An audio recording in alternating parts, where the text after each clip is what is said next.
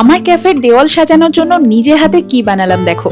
নমস্কার, আমি মৌসুমী ক্যাফে আলদোর নতুন আর একটা গল্প নিয়ে তোমাদের সামনে হাজির। দিনরাত জেগে ক্যাফে আলদোতে মিস্ত্রি দাদারা কাজ করছেন, ওদিকে দেওয়ালগুলো ঠিক কিভাবে সাজানো যেতে পারে আমি সে চিন্তায় বহুদিন ধরে পড়ে। গ্রামের মেয়ে আমি, বড্ড প্রকৃতি প্রেমী, গাছপালা পশু পাখির ভিড়ে নিজেকে মেলে ধরতে ভালোবাসি। আর তাই তো আজ এক অদ্ভুত কাণ্ড ঘটিয়ে ফেলেছি।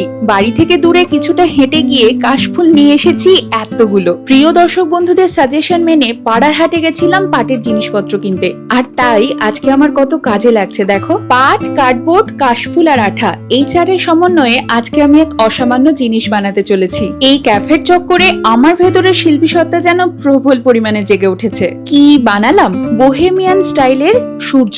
এর থেকে পজিটিভ জিনিস আর কি হতে পারে বলো? আমার এই অপটু হাতের কাজ কেমন লাগলো অবশ্যই কমেন্টে জানিও। সল্টলেকের রাস্তায় খুব শিগগিরই যা ক্যাফের দেওয়ালে শোভা পাবে।